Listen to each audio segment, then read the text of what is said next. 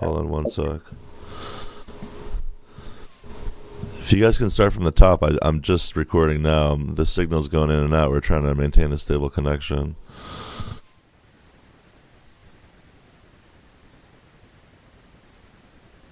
We're going to start from the top.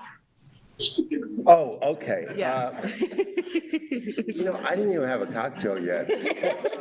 Okay, so I would like to welcome everyone to the Design Review Board. I would like to thank Ann Duffy for her several years of service and serving on the Design Review Board.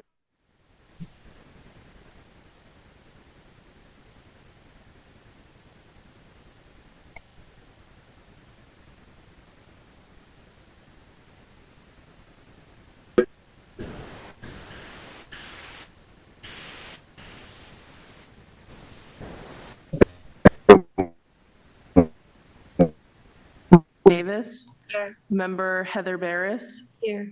Member Lisa Larson. Here. Village Attorney Lisa Perillo. Here.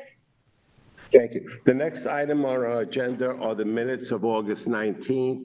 Are there any corrections or questions? If not, I would entertain a motion to approve. Do I have that motion?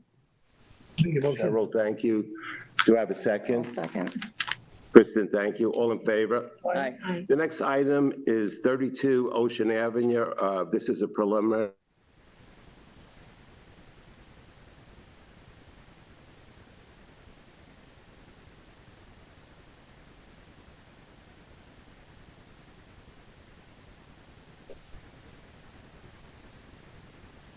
Welcome.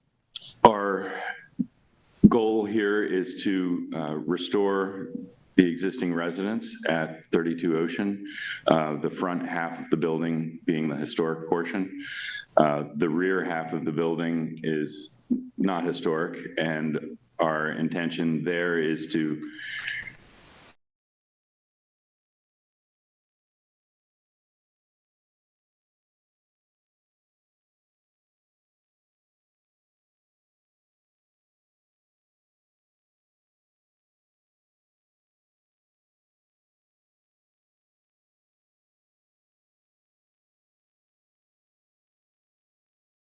the rear portion of the building.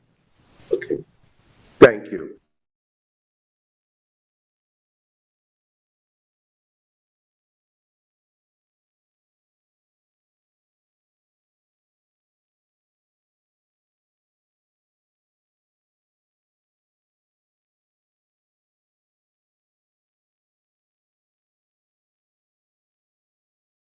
Construction, I think, is also fairly sensitive to the historical portion of the build.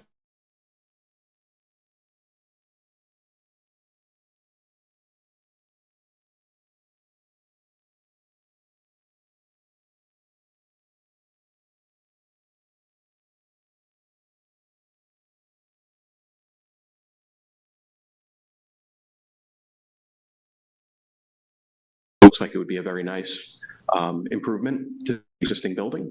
And the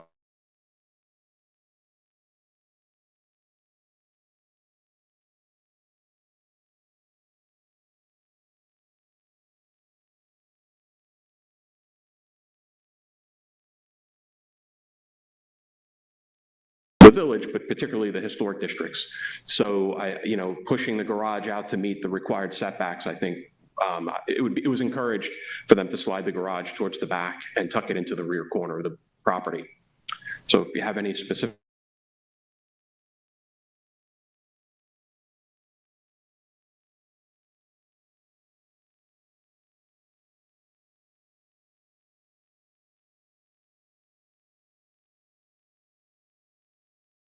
The people own the house, the elderly couple. They were lovely and spent many lovely times there. So very nice. And congratulations on your house. I wish you the best.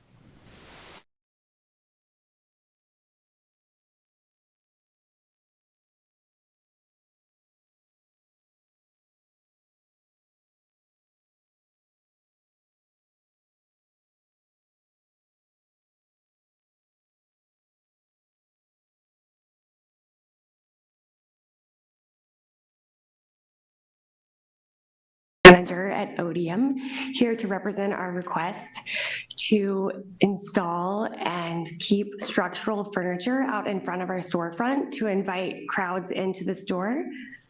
And it's currently in place in front of our place of business.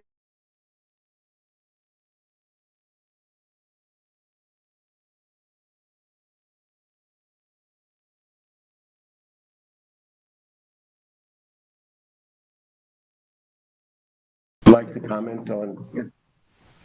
Heather also has a question. Oh, go ahead.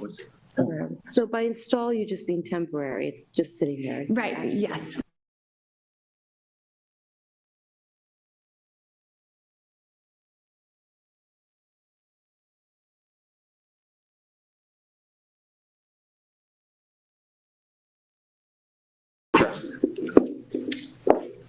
Good morning, board members.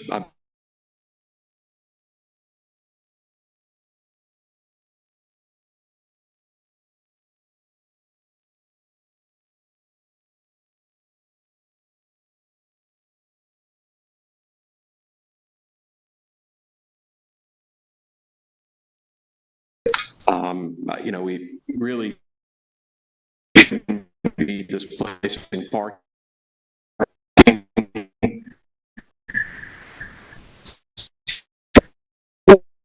Or seating.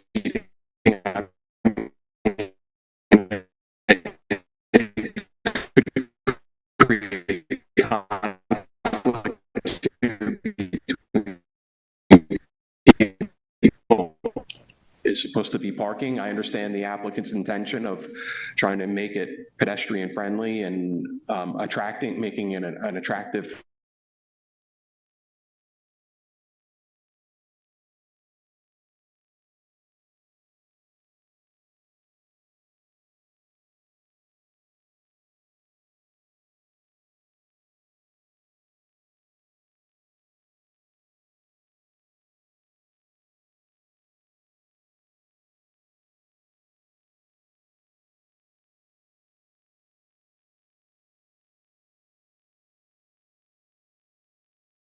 Then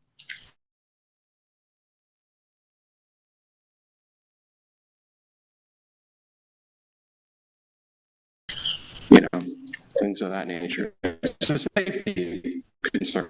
That's yes, Lisa. Take a lot of parking spaces and in my opinion, That although the sculptural seating area is quite nice, I just realized that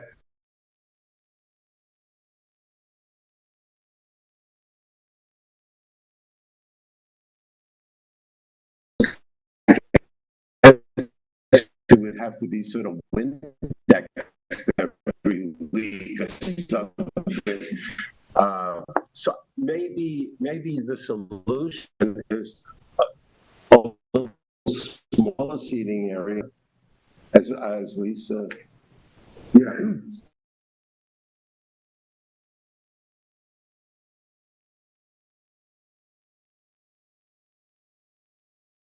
parking, it was more when you would bring your car in and they would kind of use That's that right. area. So it was more situational than actual, leaving your car there. I think it's sort of interesting, but I have the same issue that they're starting to look dirty, and when they're dirty clouds, it's not, it's not there. Absolutely. That's really helpful. Yeah, thank you. Do you intend to leave them out all year round, or is it just? Yeah, our year-round outdoor rated, so that would be our throughout the year.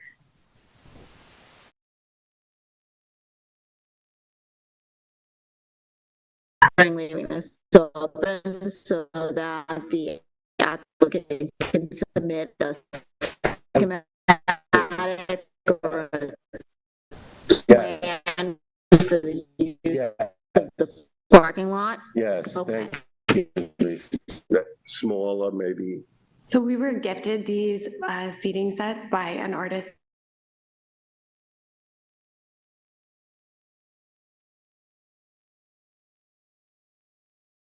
at this point.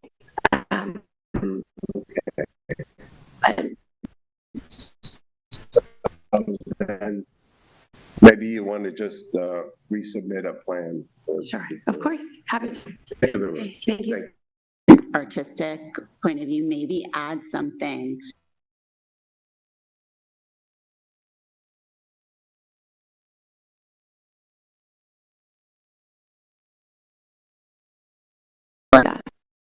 That's actually a very good idea. It'll give us more importance Great. Yeah, we would love that. and focus people's attention to it. I actually think it's better for business too.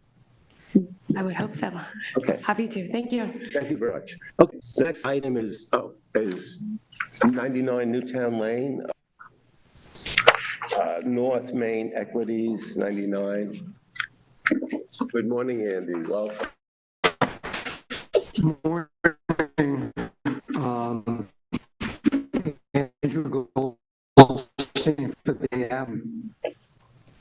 Newtown Lane. I've actually a repair incident that is so minor that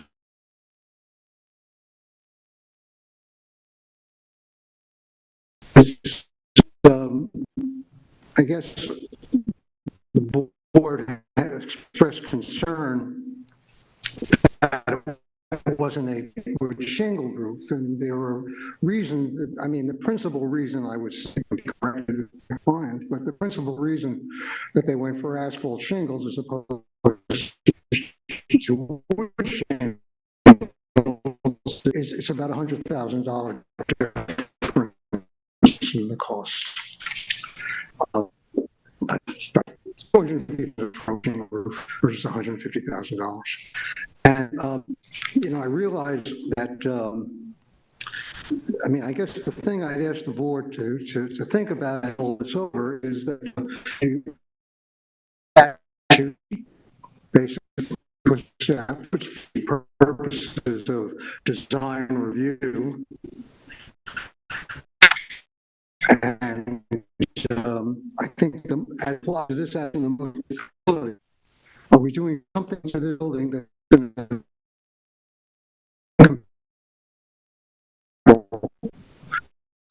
with the rest of our building? And only 4 of them have wood shingle roofs. 2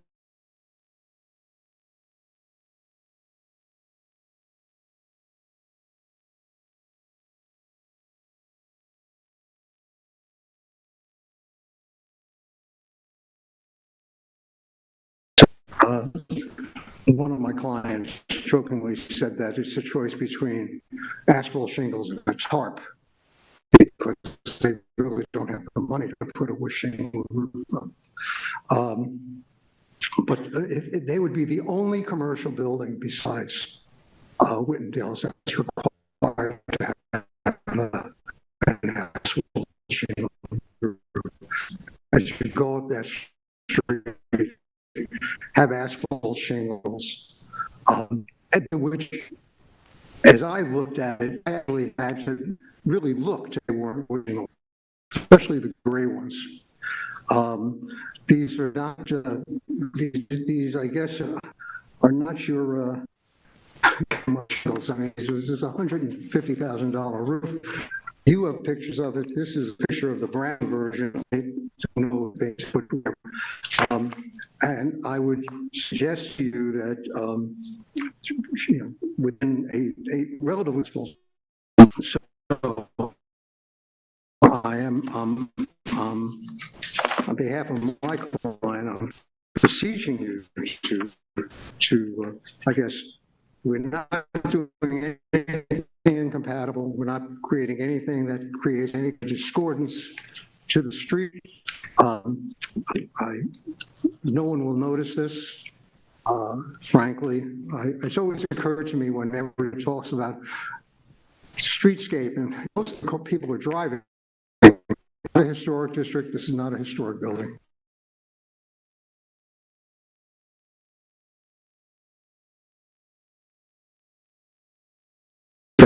Especially applied to this building will not do any violence to the good features that make this an attractive commercial area. Can I say something? Sure. I really don't think it's a purview of this board to decisions based on the cost of. Excuse me? I don't think it's appropriate for us to look at the historic district, a commercial district, maintaining the character of the village. And if somebody buys a building or a house in that district,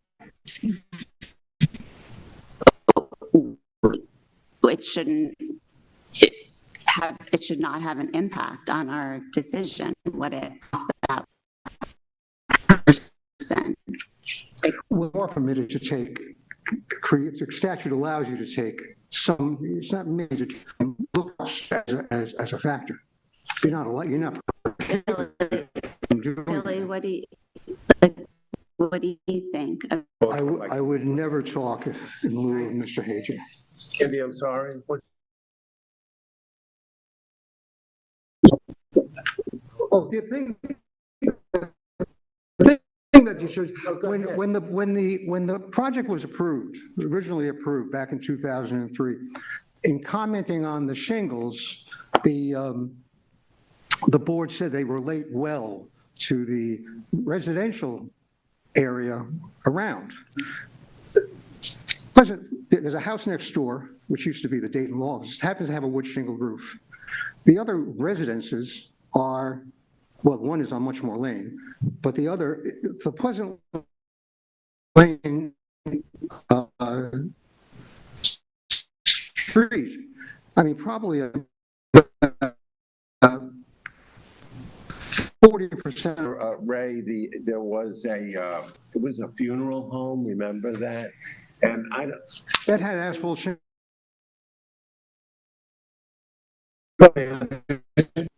Shingles? Yeah, wood shingles. Oh, it had wood shingles. Okay. All right. All right. Thank you, Andy.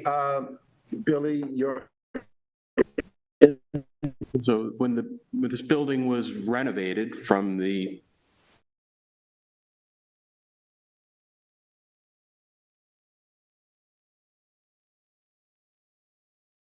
to come up with the design that they thought was fitting for the change of use and for the alterations that were being made to the building. And they do expressly state for this section of Newtown Lane, as Andy described it,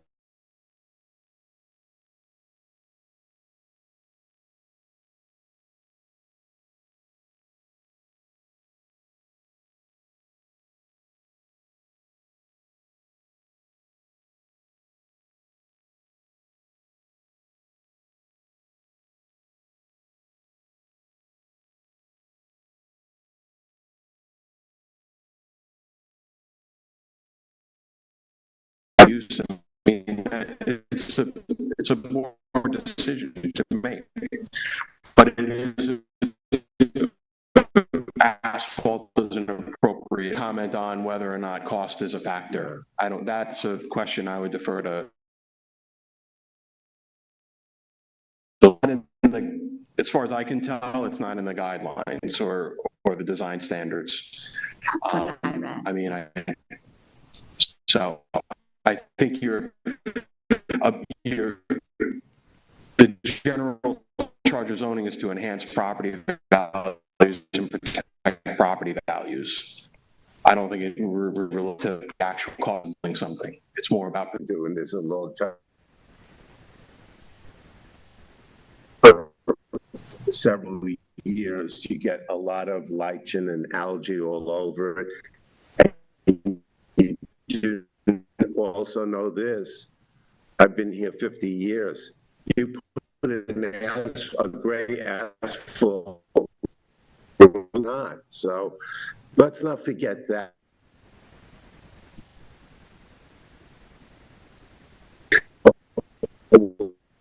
With cedar shingles roof as opposed to how many other total? In the- Nine, yeah. So, I mean, it's a consideration, so Well, I feel that it had to stay cedar every.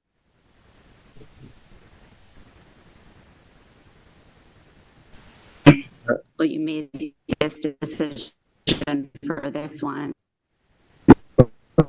Can you speak louder, please? this is not a historic district. It's not a- The board shall keep consideration of cost in mind, but cost shall not override the other objectives of this statute, of this chapter.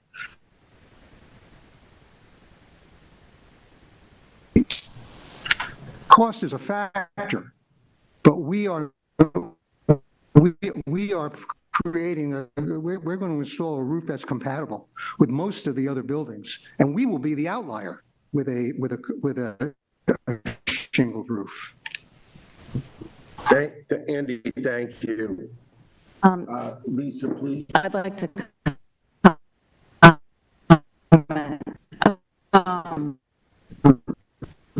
have more exposure than 99. 87, UPS, Rock Central, they have a lot of exposure. These three of our roofs, two of our roofs. And I did a lot of looking at the asphalt, looking at the cedar, and what I found, 2000 flat. And to me, that's not attractive, but today, they use multicolors on each individual shingle, so that it creates depth and dimension. And they're layered, so they really mimic today's cedar shingle. So I like the weather look that they have, and I think it'll look, and I'm fine with it. I think have them for commercial building owners. Lisa, well, what do you think about that? Well, generally, yes, when the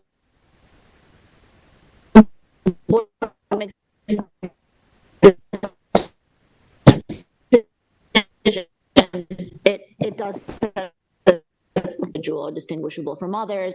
If it is similarly situated and the same as many of the others,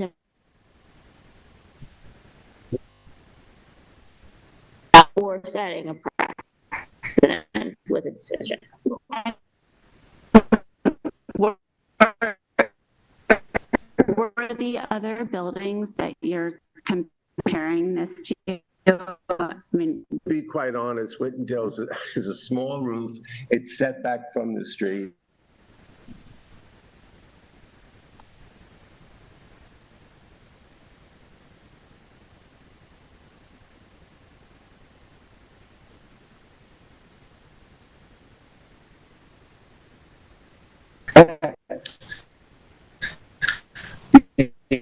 Architectural, they're called architectural single shingles, right, Ray?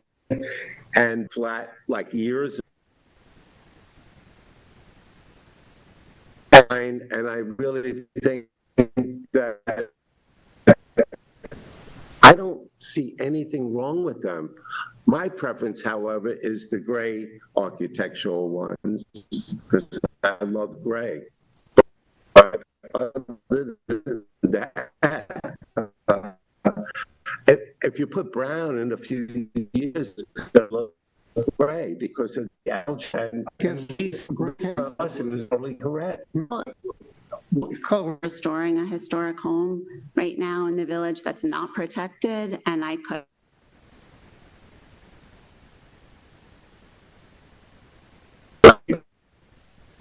is a lot of work to put cedar shingles, but that is what keeps the character of this village. I agree. I agree.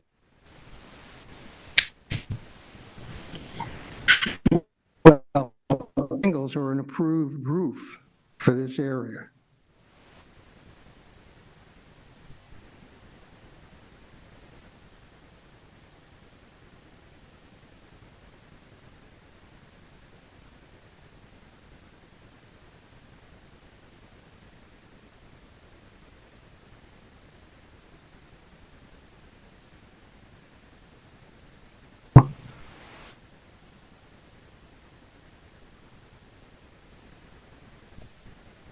And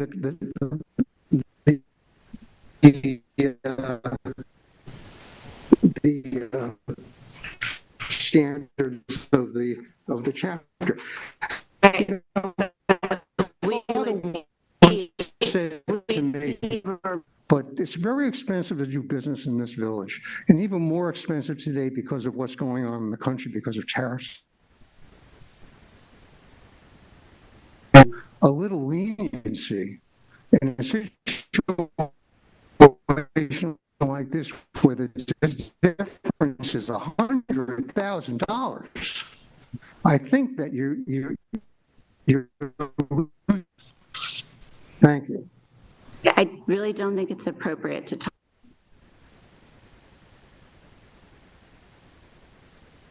the aesthetics of the village. That's what our job is. I find it a kind of ironic that one of the best high-end builders in the town, the village, pretty much on everything, and you're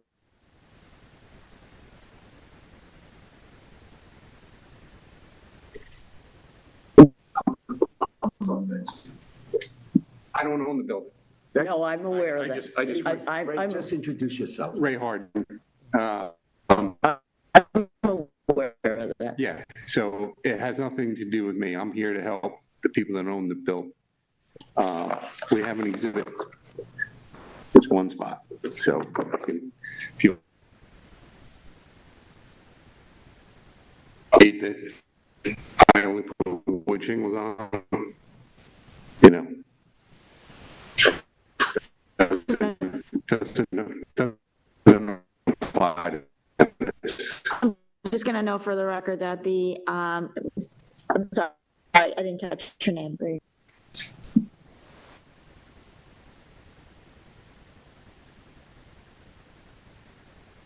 Roof is seen by the public, or is it more about the character of the building?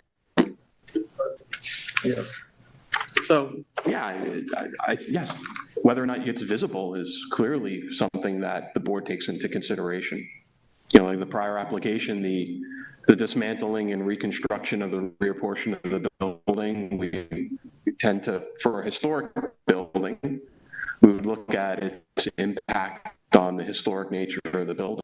So, you know, the view shed and what you see from the street is, When you're lane and you're driving down a lot of these districts in the village, and you look up and you see a cedar shingle roof, it looks appropriate. But if you're driving down an industrial area, we're talking like, honestly, it's not a historic day, and it is a big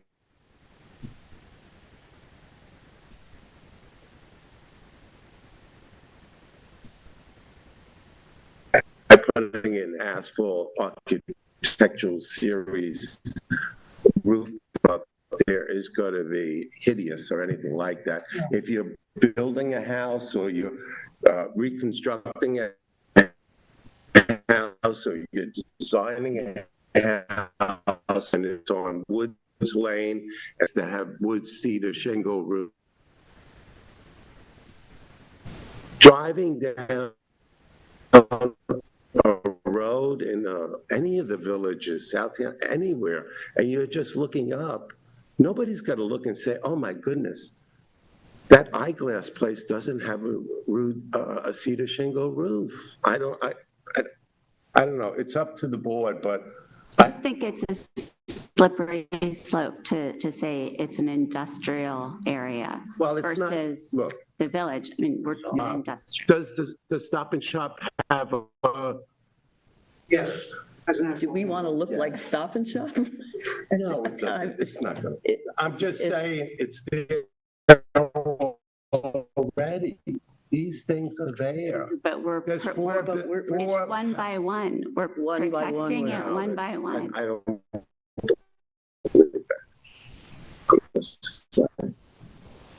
A lot of them. Introduce yourself. Yes, Nora Fithian. I work for North Main Equities.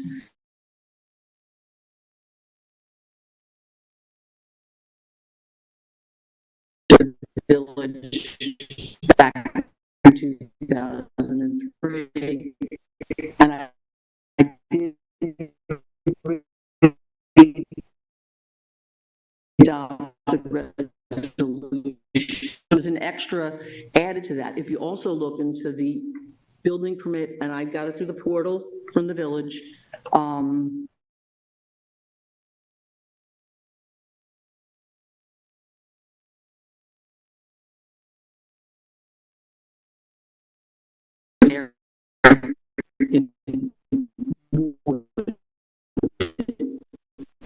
just wood. It doesn't say cedar shake, and all the materials meet the fire code.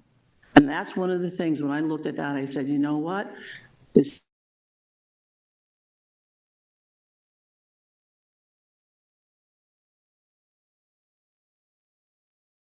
that's what they should have left. I don't know if the fire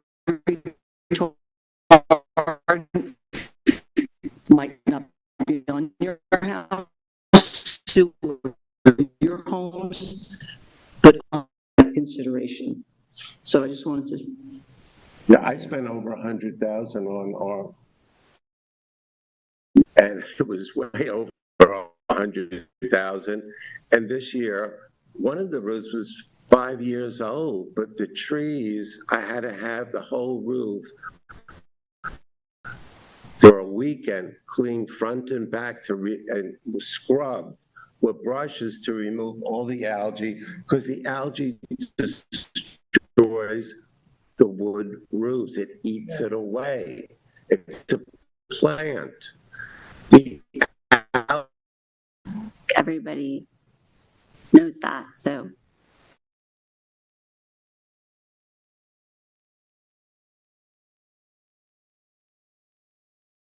Does anybody else have any comment on the board? I had just, I think, I walk by that building all the time. I think the issue here is that, and I think that part of it is the textures, is the woodworking, is the plan. I remember when it went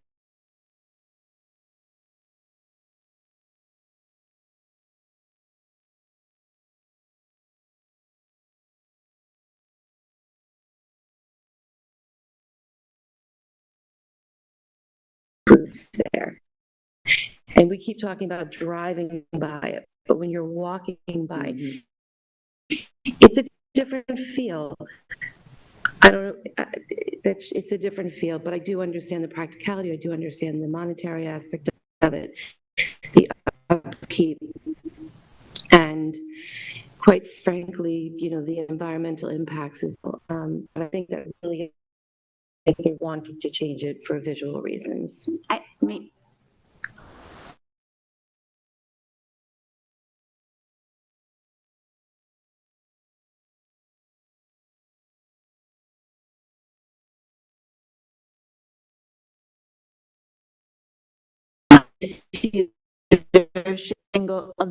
Shingles, asphalt shingles that are being presented to the board, it's being demonstrated demonstrated by the board secretary.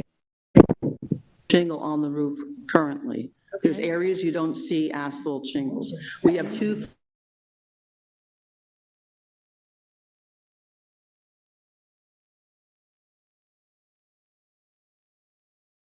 like the asphalt. I don't know what it is. Installed on another building, perhaps on a pitch that. Oh, this, on a this, Yeah. we just recently did,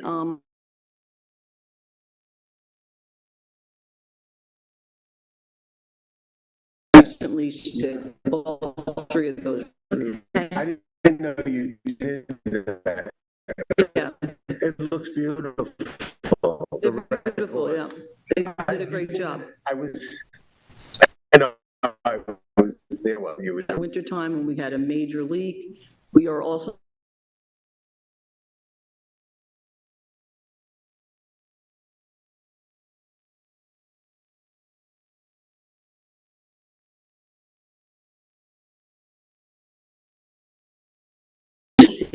because of how high the peak of the roof is, to our air conditioning condensers or things like that.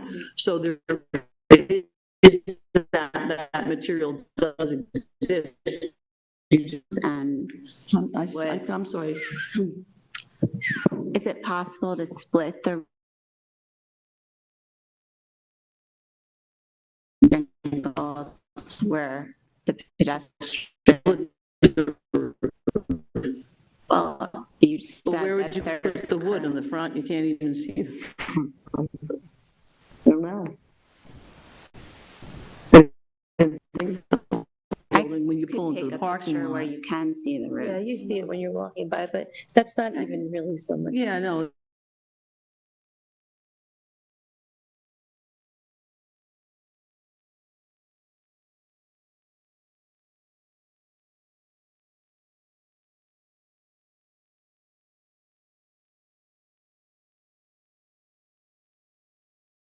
course, they had an awful asphalt on there before, which was, as Lisa said, it was very flat.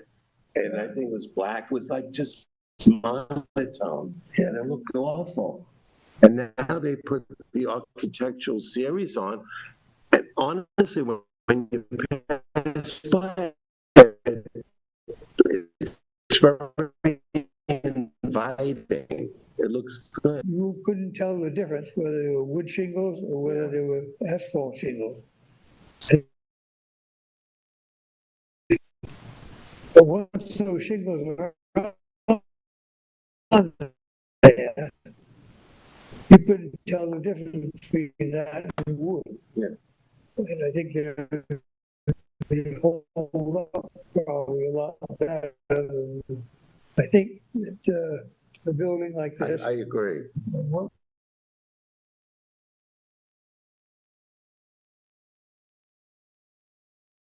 In construction, Ray has a lot of experience in construction, and I don't know who else here has that kind of experience, but I'm find nothing wrong with the architectural series. But 5 years, you're going to have that.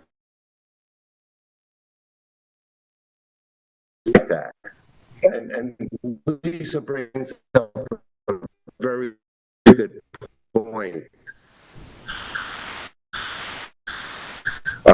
The old architectural series that has, as Cheryl says, it has that extra tab. Yeah, thank you. I guess So- the last thing I would just ask maybe for the lawyer is if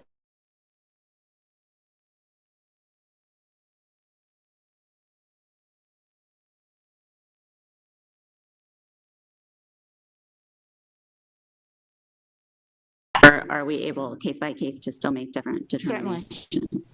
Yes, Can you say? yes, Sorry. certainly. You can consider consider each application as it comes before you, its specific circumstances, history. You have guidelines and that you follow in making each determination, and the reason they come before you for the permission to proceed is because you are going to be considering each application on its own merit. Even when we do his district houses, they each one, as Lisa says, they each have their own merits. So, and so you have to listen to the people who own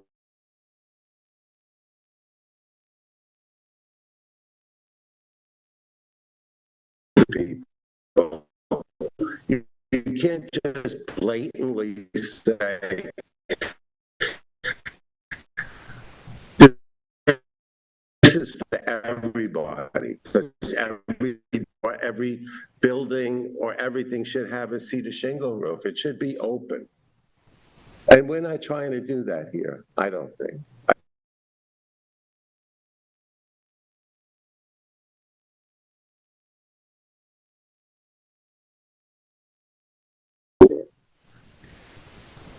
Anyway, that's my opinion.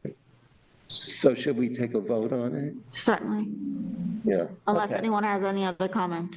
Any other comment? I would just say, I need to replace a roof on my house. Not, my preference would be to replace it with wood shingles, but we can't right now. So I do have some compassion and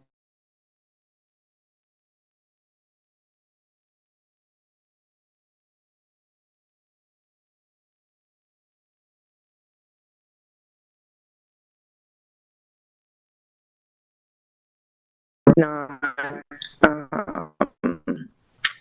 it's not, I don't think that's gonna make it an eyesore. So that's my only. Yeah, I don't think it's fair for us to control what people spend. No. So, we should start with Lisa.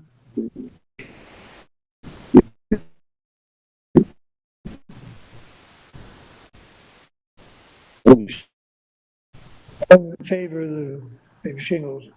Member Susan Davies, I would prefer the wood, but I understand and do the asphalt if you need to.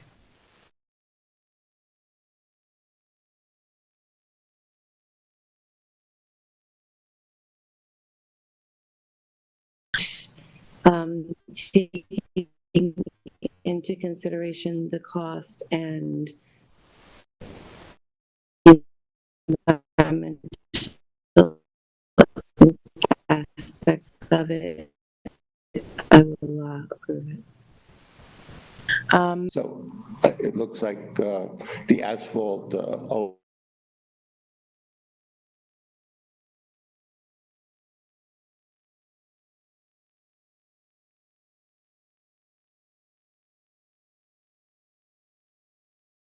Cheryl.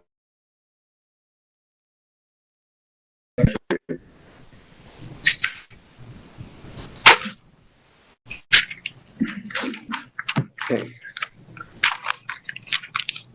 The next item on the agenda is the Mill Hill Realty at 17 Toilsome Lane.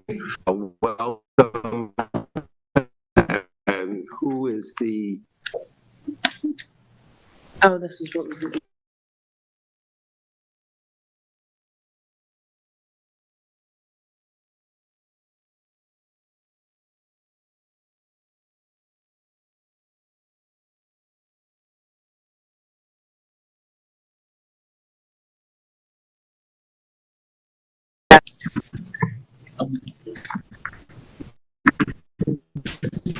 My name is Abigail Aaron Mead. I husband and I share the home with my uncle on 19 Lane, and unfortunately, he couldn't be here today. He had a doctor's appointment. Afterwards, I can certainly give you his telephone number. In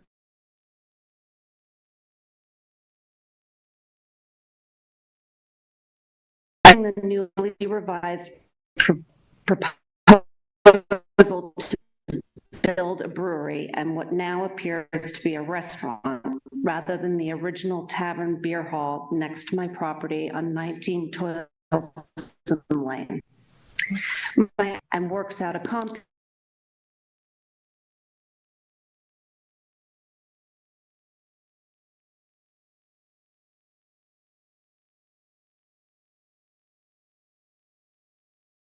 special permits to bypass protections for residential neighbors,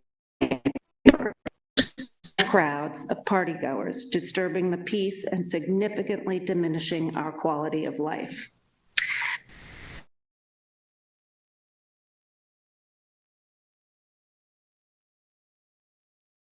Sound from the restaurant can be mitigated so that it does not cause a nuisance to nearby residential properties, unquote. However, the memo also clearly states any music not running through these regulated is permitted to apply for up to 10 special permits each year. This means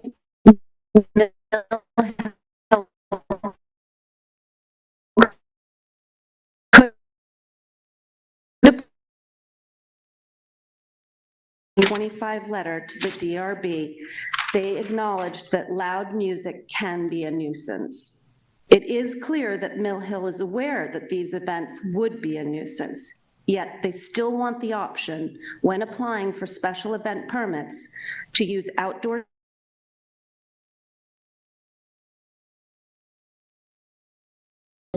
lives.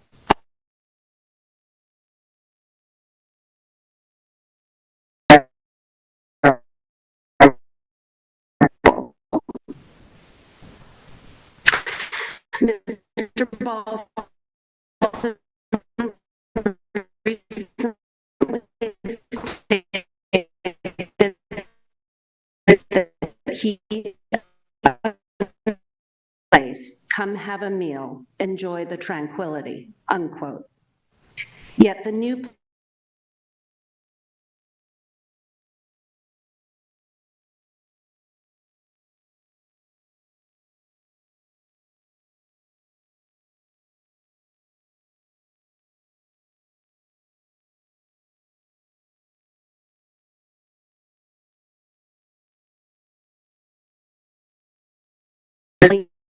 nine are in the plans. I'm sorry, can I interrupt you for a moment, please? Sure.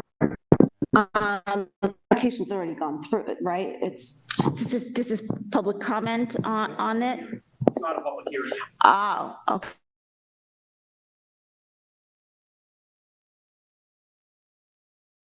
Your presentation of the board. Okay. And how, so this is it. I can't finish this statement. Have you? Is there going to be a public hearing scheduled? I don't know the status. There's no public hearings. So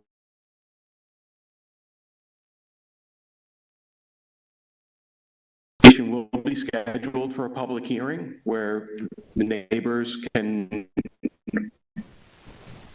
take as much time as they like to address the board and respond to the application first. The applicant presents it, the board discusses it, and then if there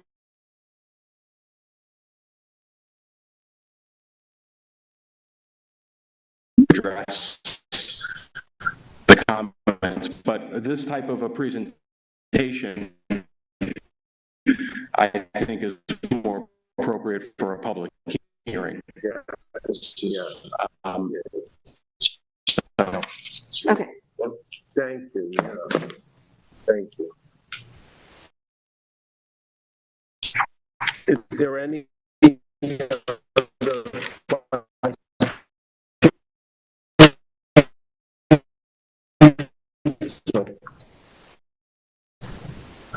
comments before the board? So, we've been before you a couple times. I think this is our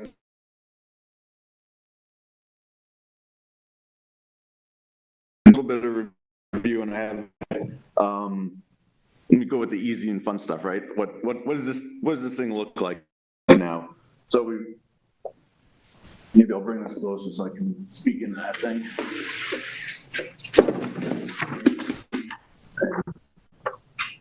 First time with an easel. All right. So this is our most recent aesthetic version.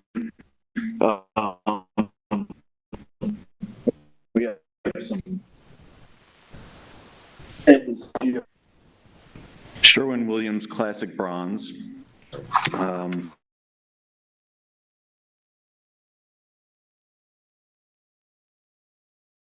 Alaskan cedar, and this portion of the building is Sherwin-Williams iron ore. It's board and batten siding. Oh, you're the attorney. Yeah.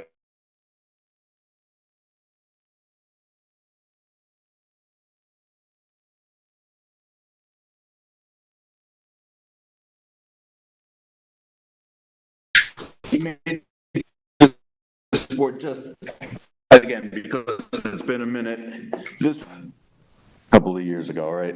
So we've changed quite a bit, and I just wanted to make this board just for reference. So Anything like, who's the architect? Yeah.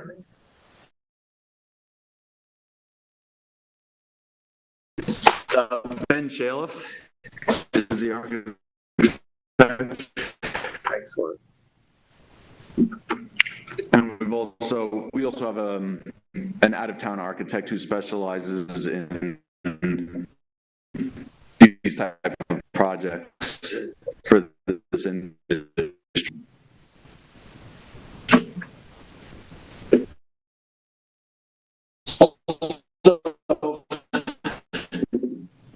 I didn't bring boards of everything. It's just in the packet and self-explanatory.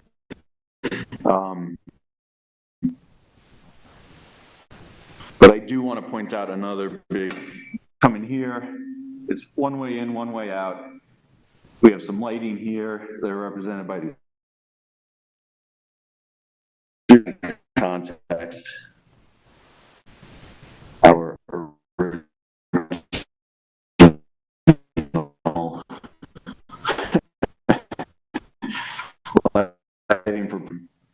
I don't have a board for this, but obviously we also increased not increased,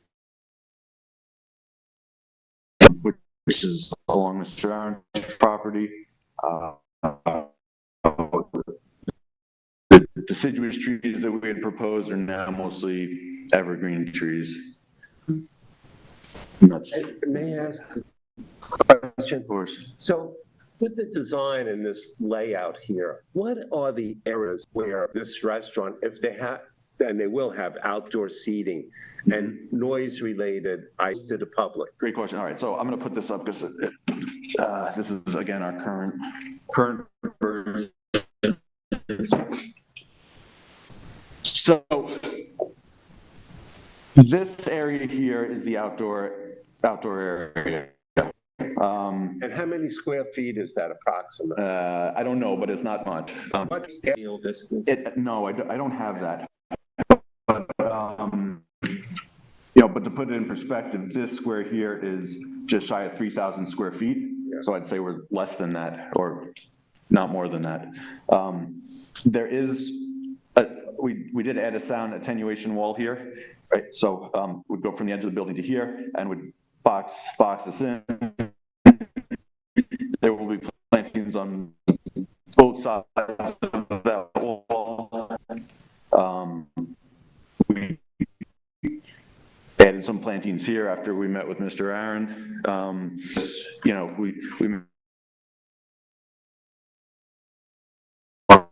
as well. Right. They did their analysis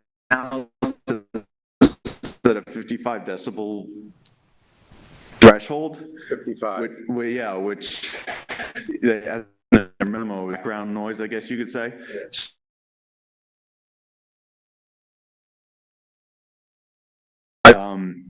You know, the notion that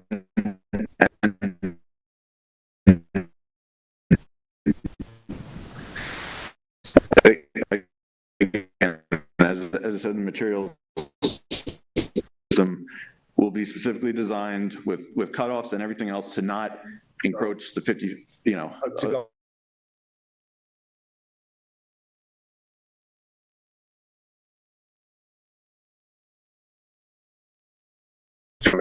Shut it down. Right. Right. Mm-hmm. So, yeah, and if we're looking at this, so that area there, is that the only area of outdoor area that's around?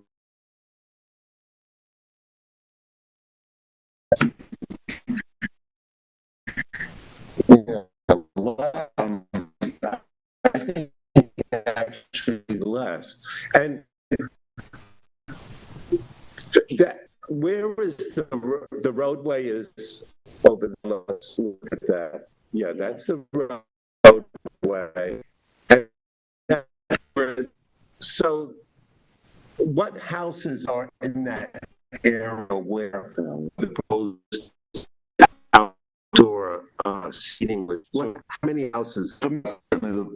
Okay. The closest over here, his property comes back a ways to here. But even when it was about the 55 decibels and Sound Sense's recommendations, I mean, they were measuring in the backyard, not even the house, you know, green and things like that. So, you know, they met from the backyard, not the house. The building itself, saying on the left-hand side of that area, that there's going to be a wall that will be sound attending. Am I correct? Yes. I mean, we were sound. It's going to be better and more effective. You know, when you listen to the critics, they make it sound like there's a giant stadium. You know, criticism of a lot of the complaints is that I go to every restaurant,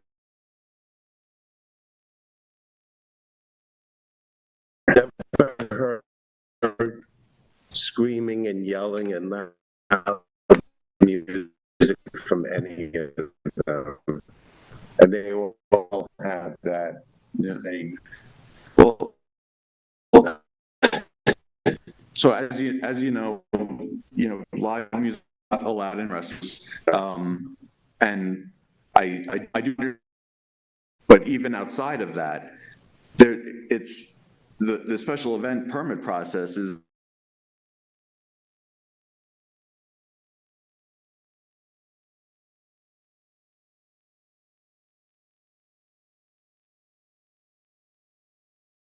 If even operator and the thing sells, that operator's not going to get those permits. If they're too frequent, we're not going to get those permits.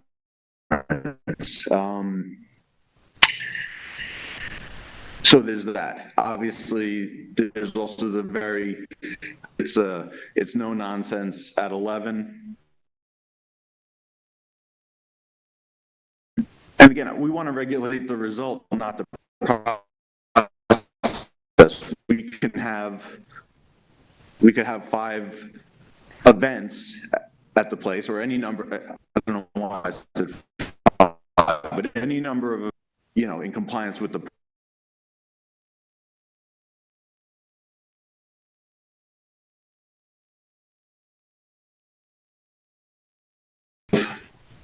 protections that are already in place are going to be effective here. I think once they abuse it once, that's it. So it can't, they're not going to get away with abusing it more than if they, you know what I mean? And I think people share their concern.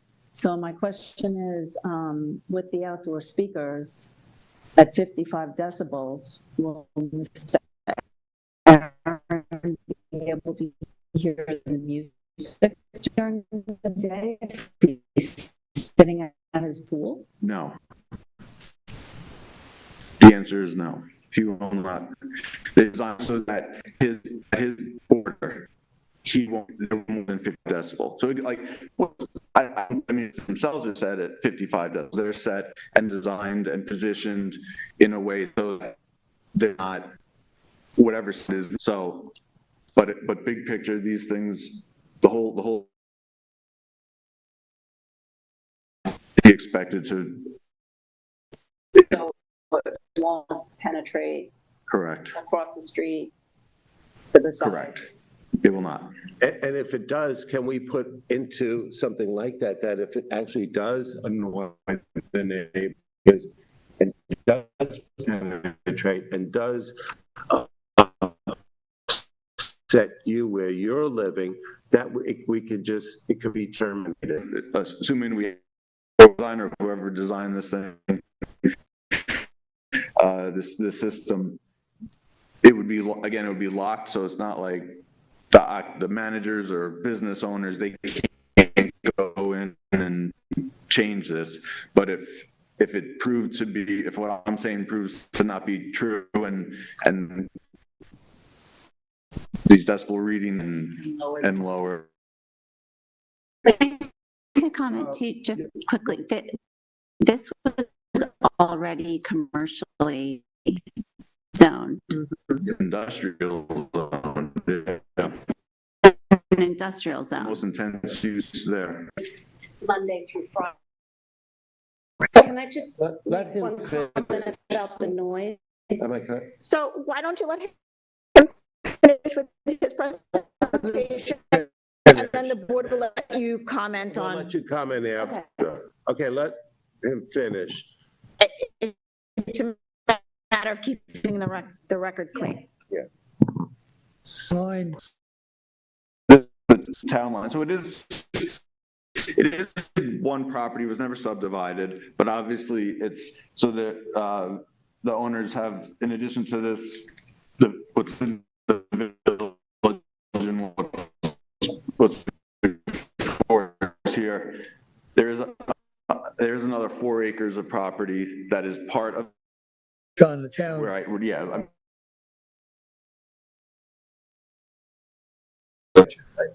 And I think what we should do for the residents that live nearby, because we could all say like, oh, we have a, because you could have a speaker going, but you could be next door and maybe the wind or the rain or something will project sound onto somebody's private property. So what we'll have to do in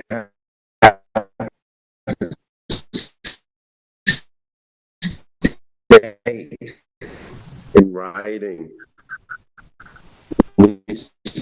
maybe that Could do a condition. omit it. So in other words, the people who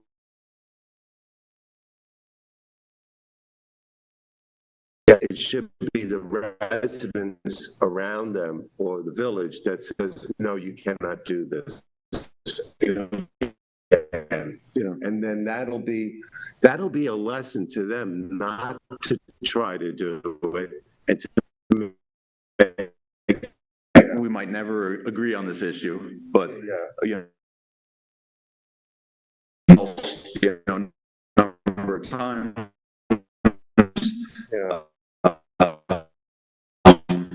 Great conversations, everyone gets along. Like I said, we just might never agree on this special issue. Sorry. I have a question. This area outside of the sound walled property, what's the intended use of that area? Is it just clearing or? Right here? Yeah, will anything ever spill into that area in terms of population, people? No, not at all. Not at all. No, because this is, I mean, this is like supplies would go in here. This is just. Lisa, I think that if the sound could spill over,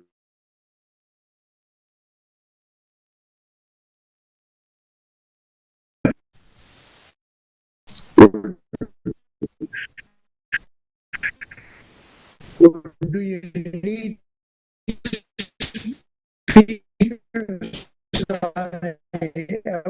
Here, and it's, again, compliant with the 55 decibel thing. Regulate the result, not the process. I honestly we didn't get that far in terms of what we're saying means that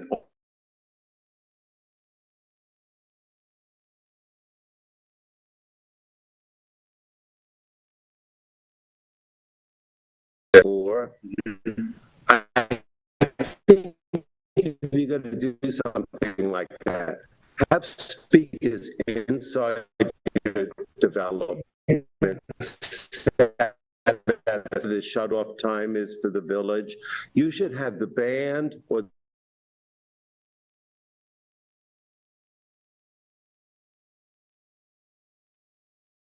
this building, because it is going to spill over or carry over into the neighbors. So I would go ahead and preface that by saying no speakers on the outside, speakers only inside, and no screaming and yell, normal, get civilized groups, Yeah, of this, not include outdoor speakers, but again, to me, if they said, yeah, it doesn't, there would be absolutely no noise intrusion with these speakers in this location,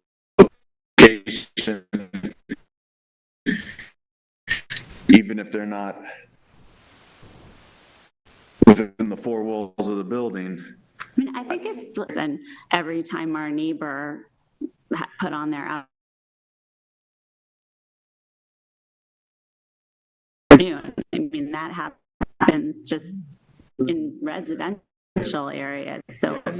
And you're talking about a residential area, so a commercial area, the speakers are gonna be, no restaurant I've been to, unless you could clarify.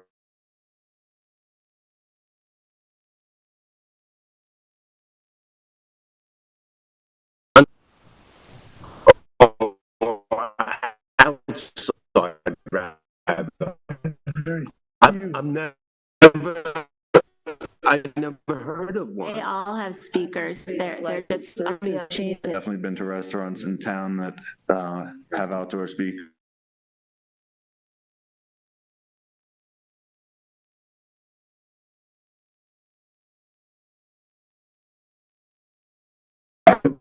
what they. Well, we don't want it.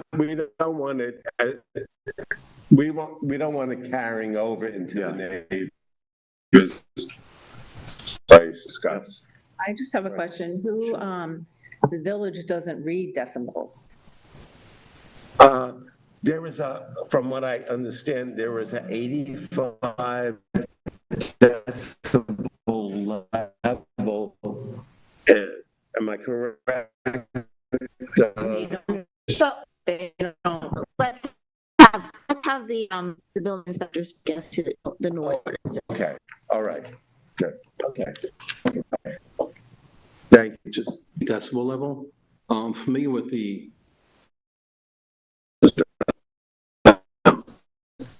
town does. It's referenced in that sound sense evaluation.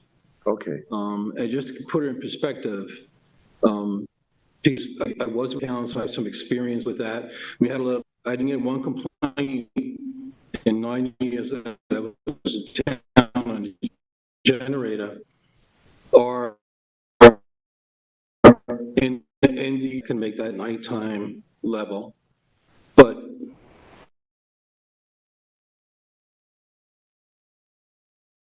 if they do this start up there, I don't want to get off topic here, but that's a pretty low standard. So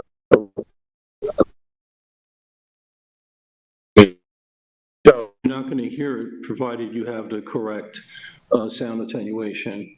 That's a pretty low decibel level. Yeah. Okay.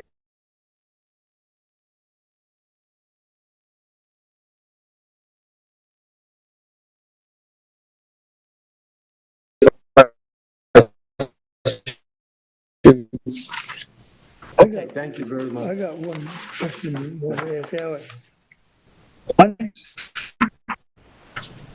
It looks like there's a lot of property.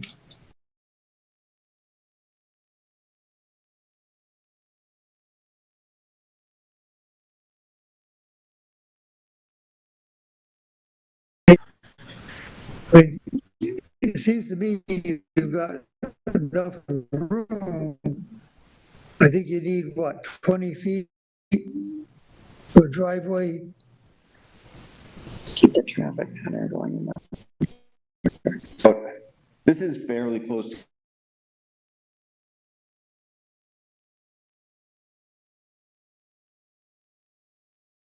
But coming out here, you'd have more of a straight view of the happenings of the road. This is we discussed that at the last meeting, and you were going to go back and do exactly what you did just now. The 5 seconds, you have cars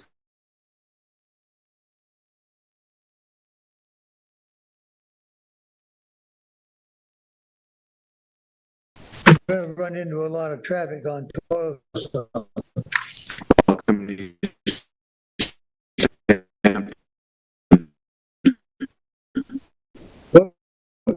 Toilstone 40 and above. And so no matter where you have your entrance and your exit, but it just seems to me that you would make the exit, you could move that exit over where the entrance is. It would, of course, you have a 30-foot buffer, and you have that, it'd be a lot less traffic noise on Aaron's property if you could move that over there, seems to me. But Cheryl, I don't, if you look at the renderings, I think they've really done a beautiful design. And I think the way the driveway flows and the entrance is actually because we did this, remember? discussed this. We did this already a year ago. And I think they've come up with a really elegant solution to I wouldn't the change traffic anything flow. there.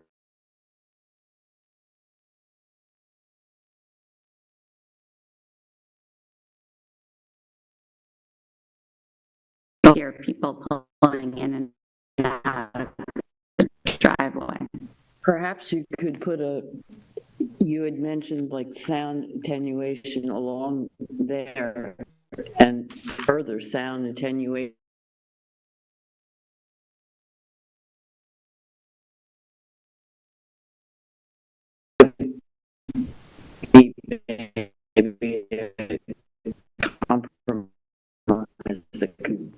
Sure. Yeah, you have a good point. We do have trucks on the. Yeah, be trucks going in there. So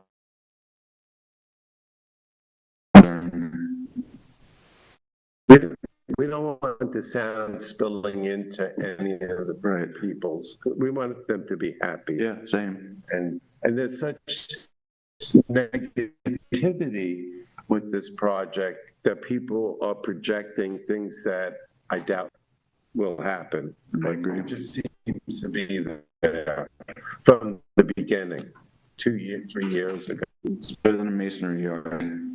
Yeah, it could be a pool company or a service station, and it could be way louder, during the day. And it's extremely, yes, and it's extractive. Small. He's building there on Lumber Lane. And he built that building. There's a fence line in the property, borders up on Pleasant Lane. I think they put in a sound barrier along that fence line. And I've never heard anyone say anything about any noise spilling over onto Pleasant Lane. Because I don't think you have that much traffic going back that far line. And they're gonna put up a new 6-foot. I don't know how you would incorporate that in the fence, but seems that'd be helpful. Yeah, no, it would certainly be, if it were going to offer any mitigation, we would certainly be open to do it. Like I said, I think I sound sensitive and how high would it have to be, would it be effective, a reasonable height. Well, he does have a hedge along there, which is good. It'll block some of that. My house would seem Looks like they're planting a lot of greening well. Yeah. Along that. Yeah, it does. I think the last. We have worked, and there's a reason it's taken us so long to get to, is, you change the thing, and thank you. It looks really beautiful. Just.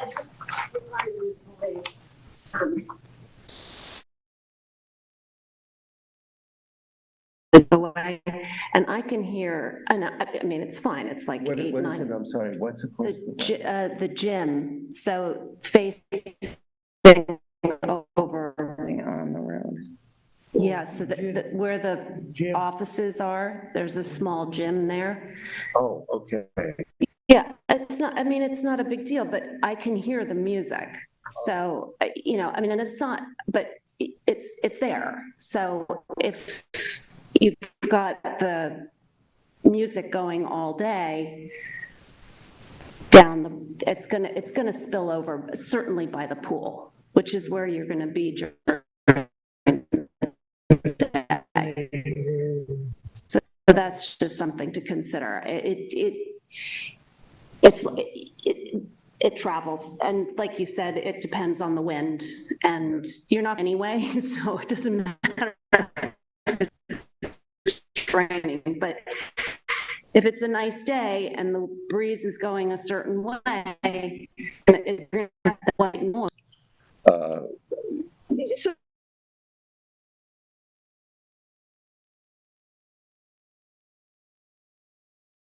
I understand, yeah, but it's, Blame you. yeah. But I guess.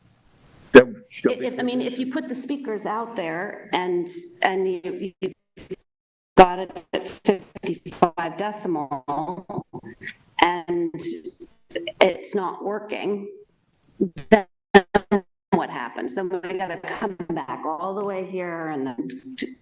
Actions. Right.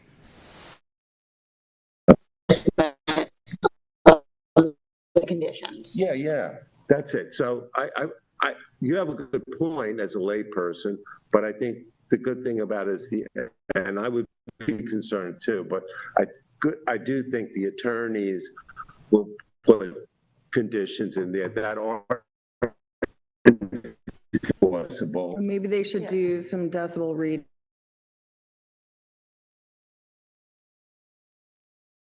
Yeah.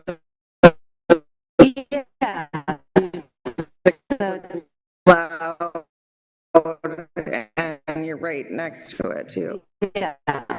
So I mean, and I'm upstairs, so it's gonna, so.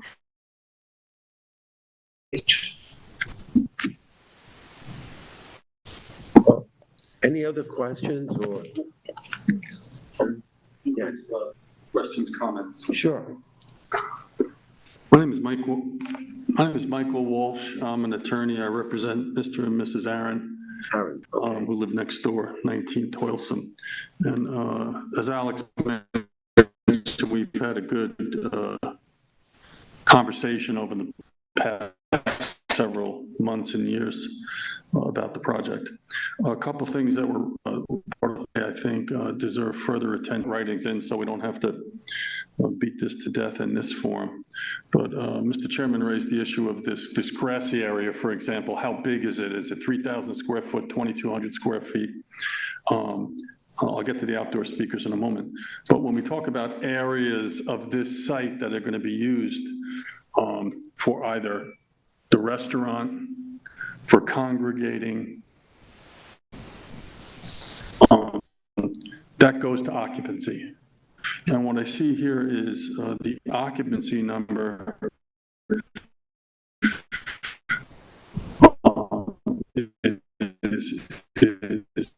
is going to be different depending on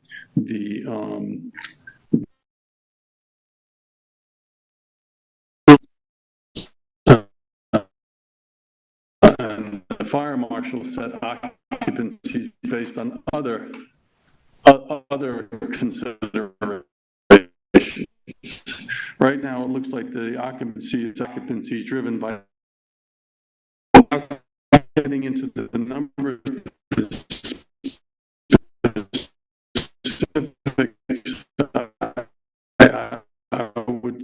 I would suggest to the board, it does make a difference to you whether the ultimate occupancy of 250 persons. Main concern would be to make sure that you set occupancy very clearly at the outset, so there's no misunderstanding as to, for example, the 2,200 square foot grassy area that was originally described, I think, as a beer garden. What is that going to be used for? What's the occupancy that's going to be set for that area? What's the occupancy for the sit-down restaurant, for the bar, and any other areas? So you have a real hard number, and all the agencies agree with it. I totally agree with you, of course. I don't, yeah. So we'll button down the occupancy. We'll have that conversation as we continue. The second thing is this concept of outdoor music and outdoor speakers. There's two kinds of outdoor music. That is the concept of putting speakers outdoors for the use as it continues along without special events. My understanding was there was going to be no outdoor speakers. That's changed today. It's the first time I heard there's going to be outdoor speakers. A device that makes sure that the speakers don't exceed 55 decibels at the lot line between the Aarons and this site, which is a good thing. I saw that mentioned in the Sound Sense report. But if you read that Sound Sense report, that was the expert that put the report in on the amount of sound that generated by the with the sound attenuation wall.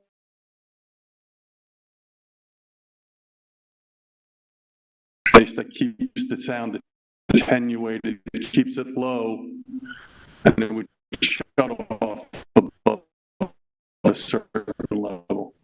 But they also carve out an exception for special events and speakers. Once you put speakers outside, either as that music, at least so far as they analyze the sound.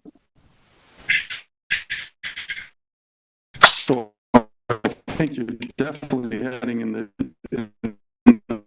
right direction. All the right questions were asked here. Statute, and you look at the special events permits involve tents, weddings, parties, special events, and this is going to be a brewery, so I'd imagine you'd have an Oktoberfest type of situation. You might use it, you might want it. So that town property, how do we know?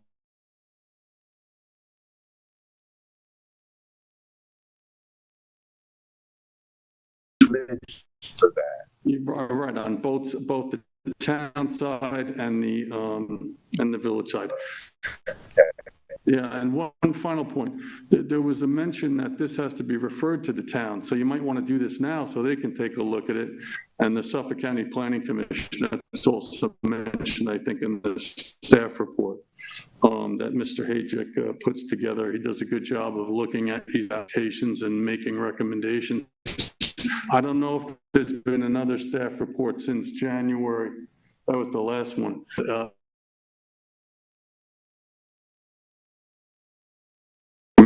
Before you go forward to the public hearing, so we can just have that in hand and we can button these issues down, and we'll provide as much information as we can provide. Here or have outdoor speakers. I think if you're going to have a band there, classical music or whatever you're having. Band would be louder. I was just gonna say. I don't mean the band, I mean like musicians. Or But if a something. band were speakers. That was better. Like the stadium, with Grateful No. Dead. No, but still, even if you go to one of the wineries, you know, and they have just one of the local bands playing, they put up their stanchions with their big speakers and. Well, I think you just do that, you know, you just have people play something. You don't have to have speakers. We're not.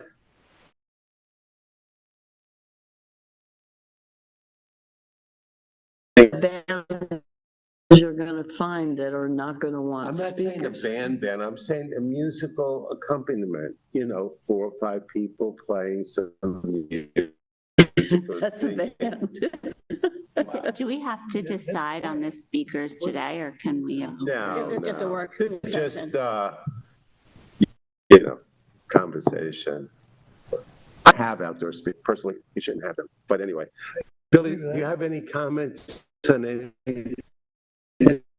Yes, thank you. Thank you, Mr. Chairman. Members of the board, Billy Hayek for the village. To pick up where Mr. Walsh left, the application at a certain point has to be incomplete where you feel like you have enough information for a public hearing. I'm not exactly sure if you're there yet or not, but complete enough for given the extent of curb cuts and drainage and grading that's involved. This should be referred to the rating group for their end of the town because it's within 500 feet of a municipal boundary. So we can get that process started.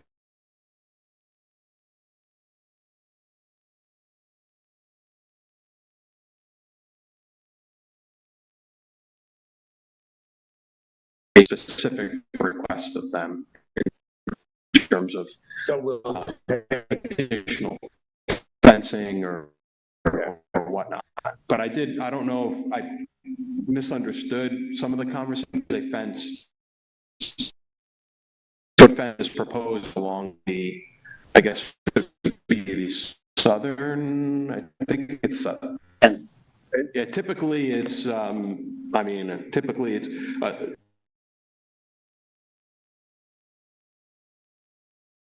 lots of different ways to do it. That's standard. That, And we'll make that part of the whole thing, that it will be meant. so anyway, if you have any questions for me, I'd be happy to try to answer them. We do have a fence there now. That's correct. I know they're gonna That's the current plan, yes. Okay. So, So we'll take a motion and send that all to the agencies. To make the appropriate referrals. Yes. Okay. Okay. So with that, thank you very much. Thanks. All right, any other questions? That's it. So, okay, so let's make a motion to send this to If the, someone would like to comment. oh, okay, yes. Yes. Yes. Please come up to-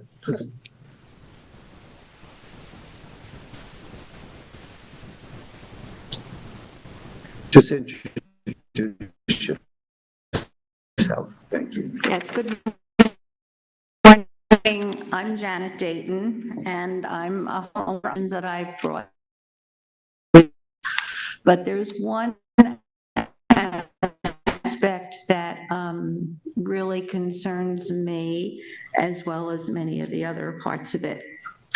I do believe that most people in East Hampton would be very happy to have a family restaurant that's open year-round and enjoy the camaraderie. But the one thing that bothers me is special events. Now, I noticed there are 62 parking spaces. That could possibly bring like 200 people or 200 talk house.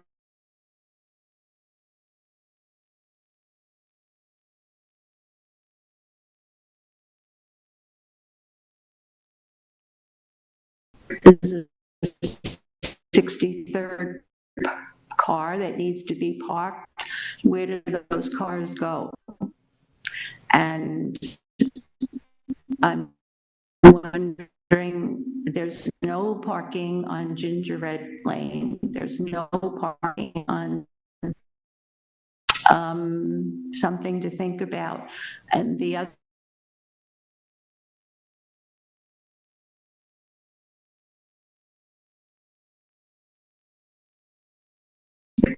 and there is absolutely no walking. There's no sidewalks.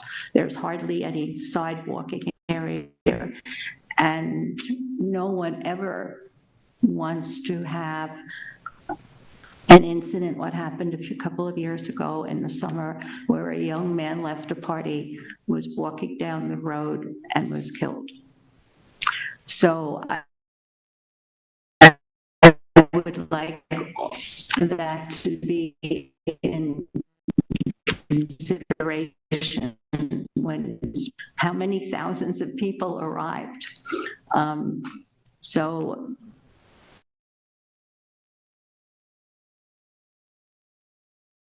I also want to make sure that every issue has been taken into consideration.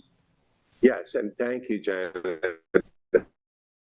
And I do believe that everybody here and everybody who's proposing it and everybody are all taking it very seriously. Yourself will be satisfied. And consider I don't want anyone to get hurt. And, you know, and they're all, you know, thankfully. Don't have no parking signs.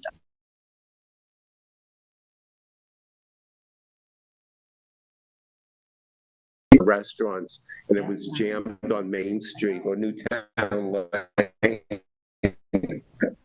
You just don't take your car, park it in the middle of the street and say, I'm sorry, officer, I have to park it here because I have an appointment at the restaurant. What am I gonna do?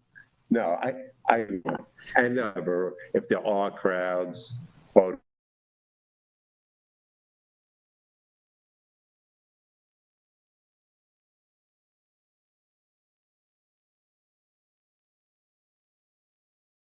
with you, and I think we'll put it together nicely.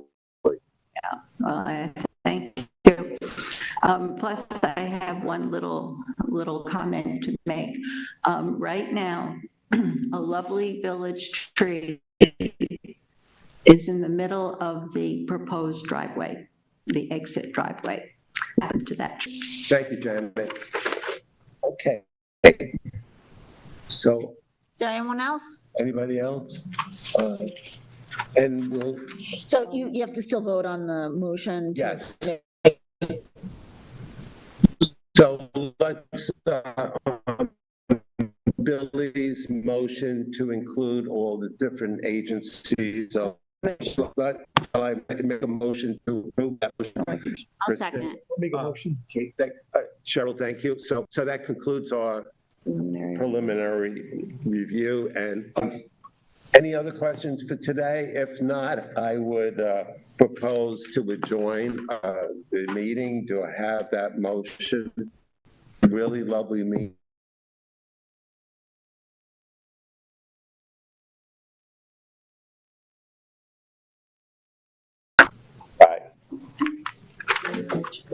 All right, you guys are off the air.